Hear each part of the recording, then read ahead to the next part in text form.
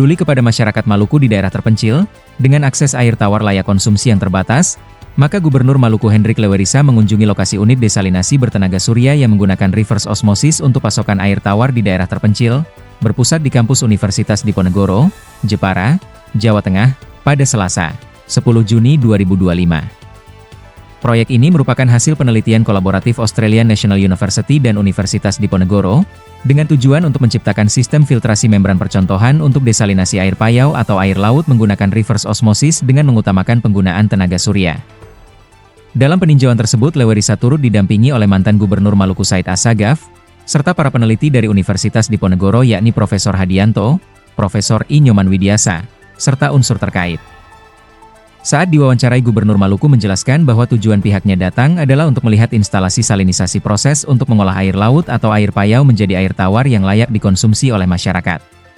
Ia menerangkan fasilitas ini penting untuk ditinjau, karena pihaknya sadar betul di Maluku ada pulau-pulau yang akses air bersihnya itu tidak cukup untuk memenuhi kebutuhan masyarakat. Malam ini kami berada di lingkungan kampus Universitas Diponegoro di Jepara sini, Jawa Tengah. Saya dan didampingi oleh Pak Habib, kami datang untuk melihat instalasi salinisasi, ya, proses untuk mengolah air laut atau air payau menjadi air tawar yang layak dikonsumsi oleh masyarakat. Mengapa fasilitas ini penting bagi kami untuk kami tinjau? Karena kami sadar betul di Maluku adalah daerah pulau-pulau yang tidak semua pulau itu akses ke air bersih itu cukup untuk kebutuhan masyarakat. Ada wilayah-wilayah yang memang memperoleh air bersih untuk dikonsumsi oleh masyarakat adalah sesuatu yang tidak mudah. Nah, pemerintah tentu tidak harus melihat ini sebagai satu kesempatan untuk memberikan jalan keluar kepada mereka. Nah, teknologi ini sebenarnya tidak terlalu mahal dari segi biaya. Ini kan listriknya juga berasal dari tenaga surya, energi baru terbarukan, dan investasinya juga tidak seperti yang kita khawatirkan karena tidak terlalu mahal, terjangkau sebenarnya untuk dibiayai oleh pemerintah daerah Maluku. Nah, kehadiran kami di sini selain bertemu dengan Prof. Nyoman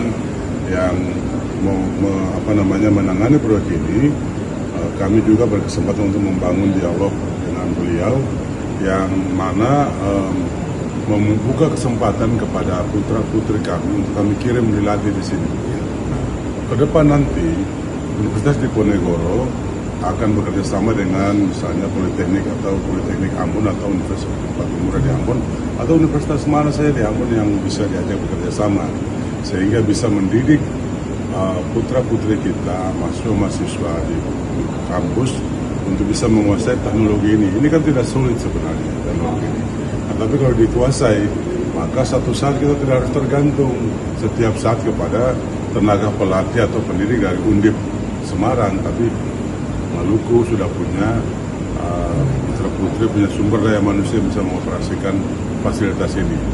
Nah, ini yang poin pentingnya di situ, dan kami berterima kasih sekali kepada Prof. Nyoman dan Prof. Marianto yang memfasilitasi saya dan Pak Bib untuk bisa hadir di sini dan menyaksikan langsung bagaimana processing air payau atau air laut itu menjadi air tawar yang layak dikonsumsi oleh masyarakat. Saya kira itu adalah sesuatu yang ingin saya sampaikan kepada masyarakat.